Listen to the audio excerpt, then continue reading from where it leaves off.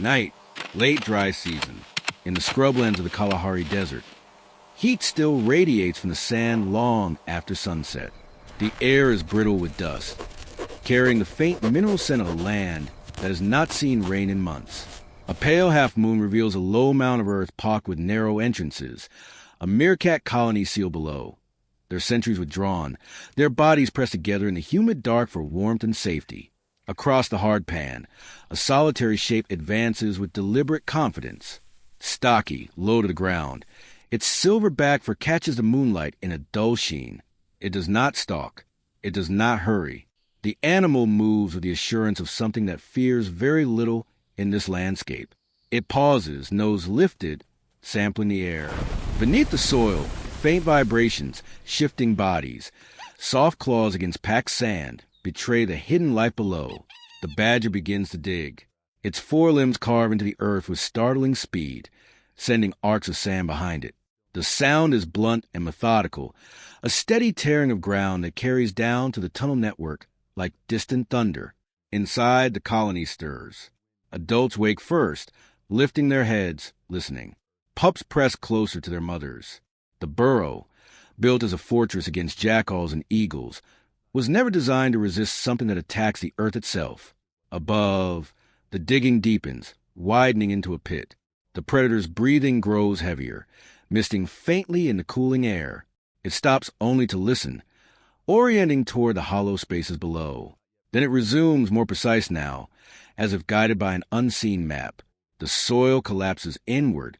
The honey badger, Malivra capensis, belongs to a lineage of mustelids that diverged from its relatives millions of years ago, adapting to some of the harshest environments across Africa and parts of Asia.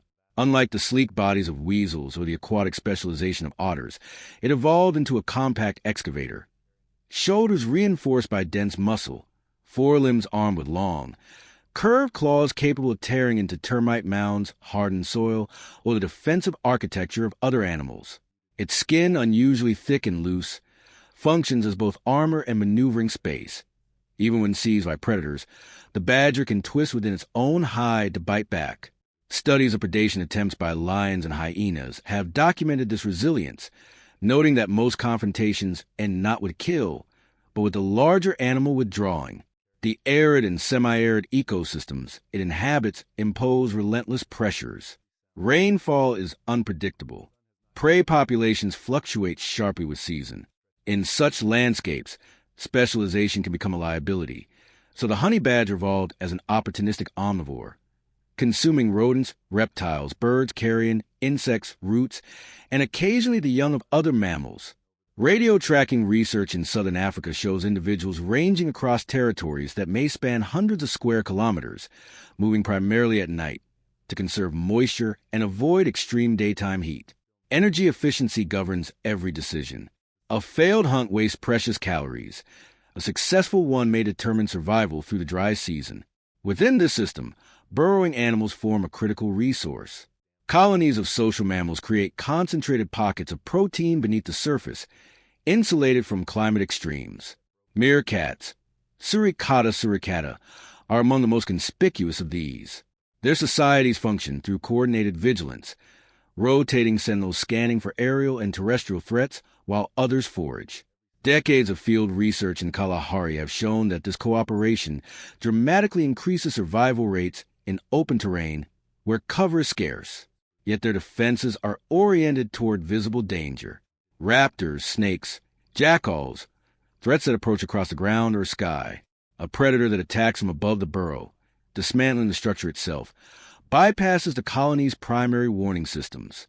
Evolution has therefore produced a paradox. The same architecture that shields meerkats from most enemies also advertises their presence to a specialist digger. Subterranean chambers trap scent, warmth, and sound, broadcasting subtle signals detectable by an animal with acute olfactory sensitivity. Honey badgers possess enlarged scent processing regions in the brain, enabling them to locate prey hidden beneath layers of soil. Experimental observations have recorded individuals pausing over seemingly featureless ground before excavating precisely where prey tunnels lie. In the food chain, the honey badger occupies a role that blurs categories. It is neither apex predator nor mere scavenger. Instead, it functions as a disruptive force, an animal capable of exploiting resources that others cannot access, redistributing nutrients by opening termite mounds, abandoned burrows, and carcasses.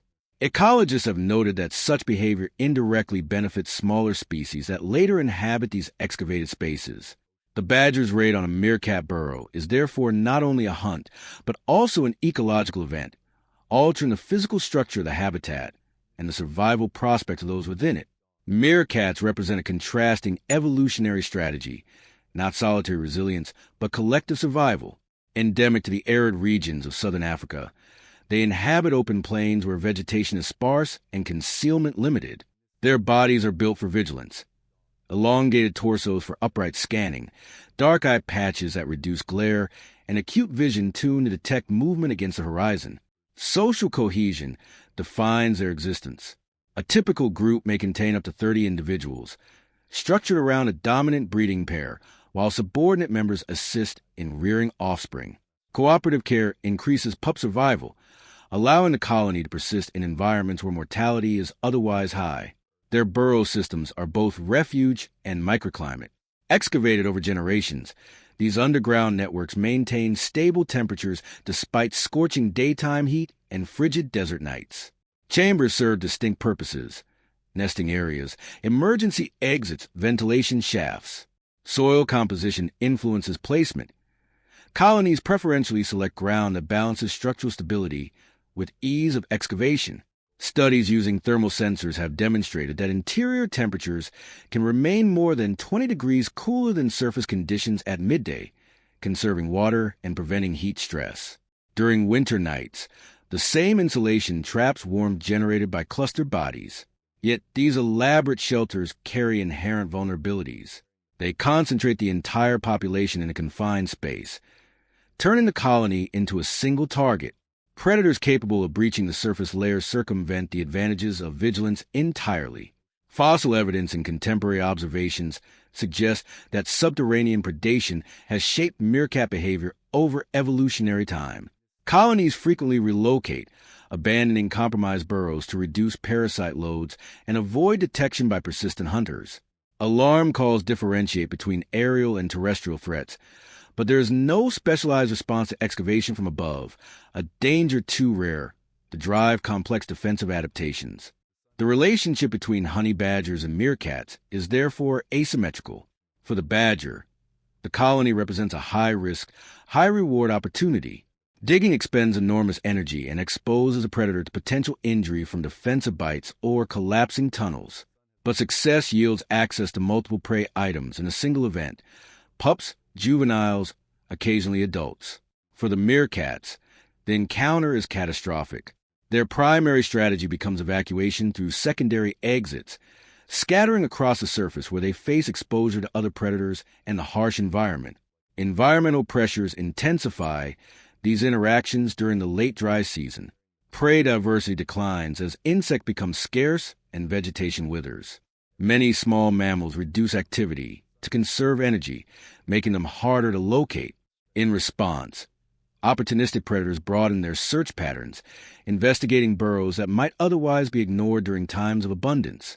Long-term ecological monitoring in the Kalahari indicates that raids on social burrows peak during these periods of scarcity, reflecting a shift from selective hunting to necessity-driven foraging. In this landscape, survival is not defined by strength alone, but by adaptability, the capacity to exploit fleeting advantages while enduring prolonged hardship. The honey badger's raid on a meerkat colony emerges from this balance of pressures, a solitary hunter confronting a cooperative society, each shaped by the same unforgiving environment, each relying on strategies that are effective until they are not. Survival in the honey badger is rooted in physiological endurance rather than speed or stealth. Its metabolism is adapted for irregular feeding, allowing it to endure extended periods without food while remaining capable of sudden, intense exertion. Muscle fibers in the forelimbs favor power over finesse, enabling the animal to excavate compacted earth rapidly enough to overtake prey that relies on underground refuge. Unlike pursuit predators that must judge distance and timing precisely, the badger strategy reduces the hunt to persistence, an incremental dismantling of barriers until resistance fails. This approach minimizes reliance on chance encounters. Instead, it transforms hidden prey into accessible prey through force applied over time. Defense strategy is inseparable from this survival model. The badger's skin, measured in some studies at over 6 millimeters thick around the neck and shoulders, provides resistance to bites that would disable other mammals of similar size. Beneath it lies a layer of subcutaneous fat that absorbs impact.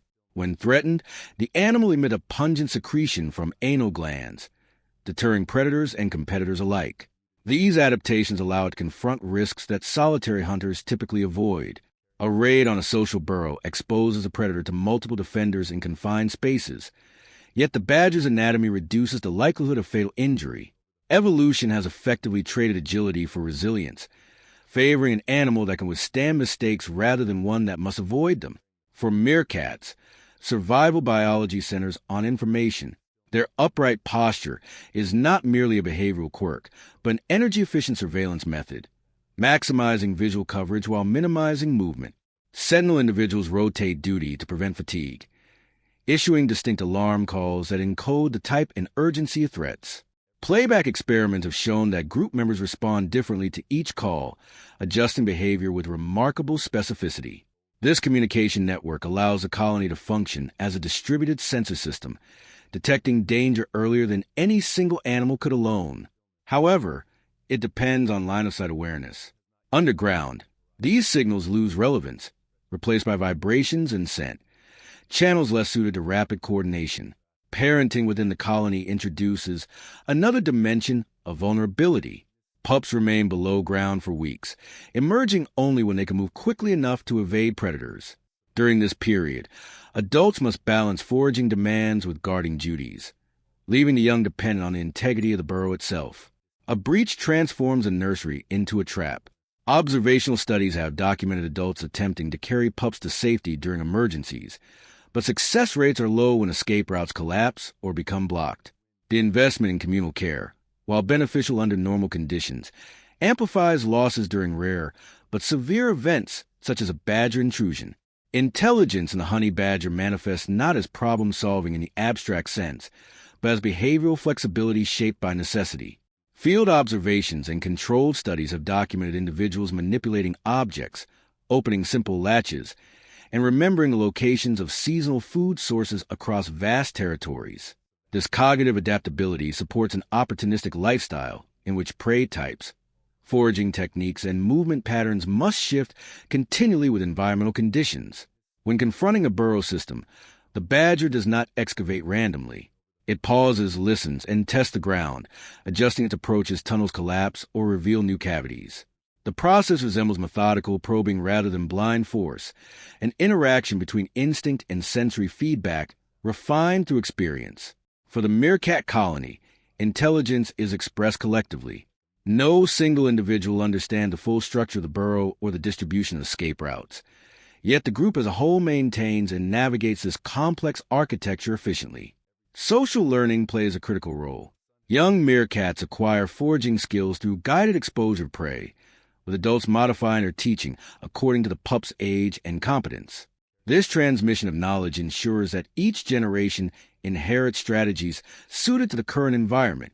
However, collective intelligence can be disrupted by sudden, unfamiliar threats. A honey badger's excavation introduces chaos into a system optimized for predictable dangers, fragmenting coordination as individuals prioritize immediate survival over group cohesion. Rival species shape the context in which both animals operate. Jackals patrol the same plains, opportunistically hunting meerkats above ground and scavenging the remains of badger kills.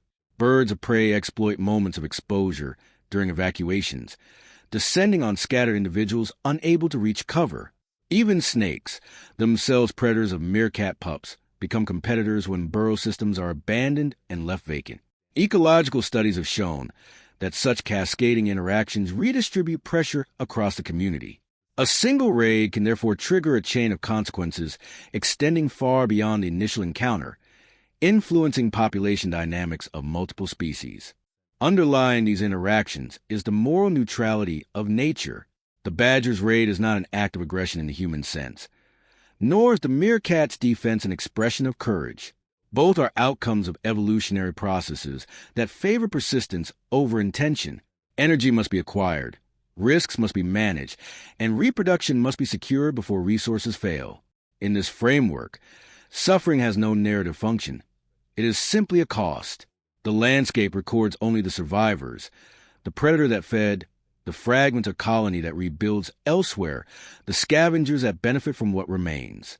The excavation reaches a critical depth just before midnight. The pit has widened into a funnel of loose sand, its edges collapsing inward each time the badger shifts position. Below, the tunnel ceiling fractures, releasing a muffled rush of stale air from the chambers beneath. The predator pauses, head lowered into the opening, forelimbs braced. Its ears flatten against the skull as it listens, a rapid sequence of vibrations. Claws scraping in panic, bodies pressing through constricted passages.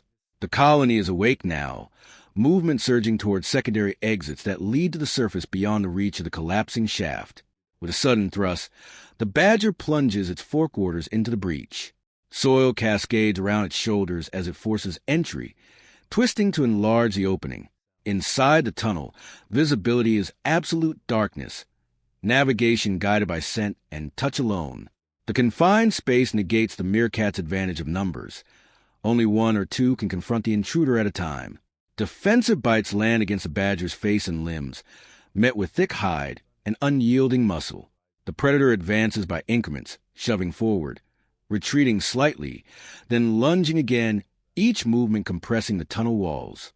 Above ground, the first evacuees burst from distant exits, scattering into moonlit plain. Their alarm calls cut sharply through the still air, attracting attention from nocturnal hunters beyond the colony's territory. An owl veers low across the sand, silent wings adjusting to the sudden opportunity. A black-backed jackal alters its path, drawn by the commotion. The raid is no longer an isolated event. It has become a focal point for the surrounding ecosystem. Below, the tunnel forks. The badger hesitates, nostrils flaring, selecting the passage where scent is strongest, the nesting chamber. The soil here is warmer, softer from constant occupancy. It digs again, claws striking to the final barrier into a pocket of humid air dense with the smell of fur and milk. The chamber erupts in motion. Adults attempt to shield the pups, pressing them against the far wall, but the confined space offers no escape.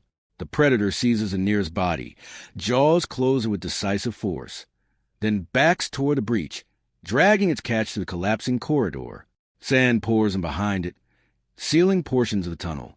The burrow, engineered over years, begins to fail within minutes. By the time the badger emerges from the shaft, the colony above ground is fragmented into scattered clusters, each animal driven by the instinct to put distance between itself and the collapsing burrow. Some race toward alternate refuge sites memorized during routine foraging routes. Others freeze intermittently, scanning for aerial silhouettes against the dim sky. The predator pauses at the edge of the pit, prey secured in its jaws, flanks heaving from the exertion. Sand clings to its fur in damp patches where sweat has darkened the pale guard hairs. The noise of the raid has traveled far. The jackal arrives first, circling cautiously just beyond striking distance, gauging whether the badger might abandon part of its prize.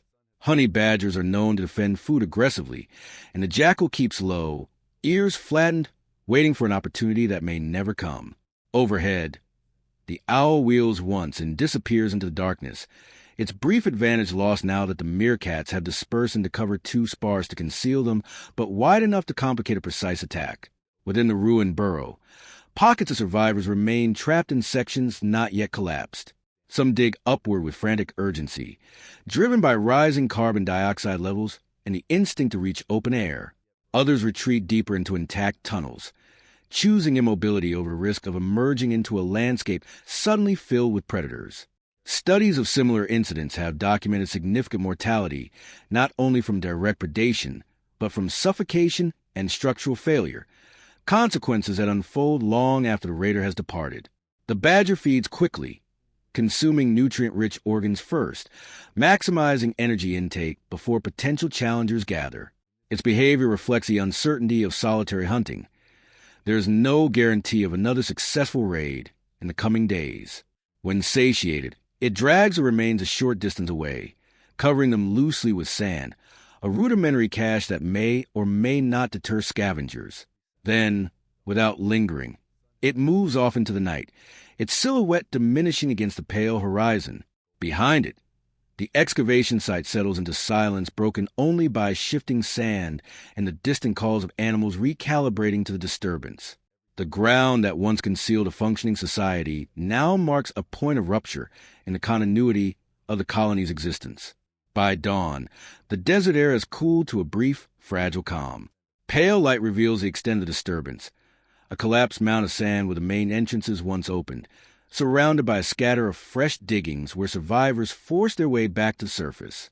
Meerkats emerge cautiously, coated in dust, eyes blinking against the sudden brightness. Their movements are subdued, lacking the coordinated energy that usually defines a colony's morning routines. Individuals pause frequently, orienting themselves, emitting soft contact calls to locate one another across the disrupted terrain. Losses become evident through absence. The dominant female does not appear the primary gathering point, nor several experienced sentinels whose knowledge once guided the group's daily movements. In Meerkat societies, such gaps alter the balance of roles immediately. Subordinate females may begin to compete for breeding status, while younger adults assume vigilance duties without the refined judgment of their predecessors. Long-term field studies have shown that colonies experiencing sudden reductions in leadership often suffer increased predation rates in the following weeks, as coordination falters and alarm responses lose precision. The physical toll extends beyond mortality. Many survivors bear wounds, torn ears, punctures along the flanks, abrasions from frantic digging through collapsing tunnels. These injuries, though rarely fatal on their own, compromise mobility and foraging efficiency. In arid environments where energy margins are narrow, even minor impairments can cascade into starvation or exposure. Veterinary examinations of wild individuals following predator attacks have documented elevated stress hormones persisting for days, affecting immune response and reproductive cycles. Ecologically, the destruction of the burrow transforms the microhabitat. Ventilation shafts that once regulated temperature now funnel hot air directly into exposed chambers, rendering them unusable. Invertebrates begin to colonize the disturbed soil within hours, attracted by organic matter left behind. Small reptiles investigate the newly opened cavities, while rodents may later appropriate intact sections as temporary refuge. What was once a specialized structure tailored to a single species becomes a shared resource redistributed across the community. As the sun climbs, the remaining meerkats gather at the periphery of the ruins, hesitating. Instinct favors relocation. Compromised sites attract repeat visits from predators capable of remembering profitable locations. Yet abandoning the burrow means venturing into unfamiliar ground, where hidden dangers and rival colonies pose additional risks. The group lingers in a state of transition, caught between the pull of memory and the necessity of movement. By late afternoon, the survivors begin the slow process of departure. Movement occurs in stages, short advances followed by pauses in which the group regathers and reassesses. A young male assumes the lead, stopping frequently to stand upright and scan the horizon, his posture less steady than that of the seasoned sentinels lost the night before. Behind him, adults usher juveniles forward with low, insistent calls, maintaining cohesion as best they can across the exposed ground. The journey is not a migration in the grand sense, but a cautious search for a place where the soil feels right beneath their claws and the wind carries fewer unfamiliar scents. Relocation reshapes the colony's internal structure. Without the dominant female, reproductive suppression weakens, and tensions surface among subordinate females whose physiological cues now shift toward breeding readiness. Such transitions can fracture groups if competition escalates into eviction or dispersal. Long-term studies of meerkat populations have recorded both outcomes. Some colonies stabilize under new leadership, while others divide, reducing collective vigilance and increasing vulnerability to predators. The outcome depends on subtle factors: resource availability, individual experience, the proximity of rival groups. The abandoned burrow continues to influence the landscape even in absence. Scavengers excavate the remains of cached food left by the badger, enlarging openings that expose deeper chambers to erosion. Seasonal rains, when they eventually arrive, will collapse these cavities further, altering drainage patterns and vegetation growth in the surrounding area. Over time, the site may become indistinguishable from the countless other scars etched into the desert by wind and water, its history preserved only in the behavioral memory of animals that avoid or investigate it. For the honey badger, the raid becomes one event in a sequence of solitary foraging decisions. Its movements carry across territories that overlap with numerous colonies, termite mounds, and rodent warrens. Success here reduces immediate pressure to take risks elsewhere, allowing the animal to rest in a temporary den, often one appropriated from another species. Biologists tracking individuals with GPS collars have observed patterns of feast followed by relative inactivity, reflecting the need to conserve energy between high-cost hunts. As evening approaches again, the displaced meerkats settle into a shallow, hastily dug refuge, bodies clustered tightly as they once did in the deeper safety of their former home. The structure is crude, insufficient against determined predators, but it represents continuity, a fragile assertion persistence in a system where permanence is an illusion. Night falls once more over the Kalahari Desert. The air is still, heavy with the scent of dust and dry grass. In this vast expanse, life endures without intention or judgment. The honey badger moves alone, its raid complete, neither triumphant nor cruel. Merely alive, a product of survival pressures honed over millennia. The meerkats, diminished but not extinguished, cluster in their provisional refuge, instinct guiding them toward cohesion, vigilance, and the faint hope of rebuilding. Nature, in its impartiality, records only consequences. Predation, displacement, loss, and endurance unfold as cycles, shaping populations, redistributing energy, and subtly remodeling the landscape. There is no malice in the badger's digging, no heroism in the meerkat's flight. Only the intersection of strategies evolved to cope with scarcity, risk, and opportunity. In observing these events, one sees not a story of right or wrong, but of balance. Every act has cost and reward. Every choice, whether by claw or instinct, carries the weight of survival. The desert remains indifferent, yet exquisitely responsive, its inhabitants calibrated to its rhythms. In the tension of a raid, the fragility of life is illuminated, but so too is its persistence. Endurance, adaptation, and resilience are the true constants here, a quiet testament to the unembellished, uncompromising reality of existence in the wild.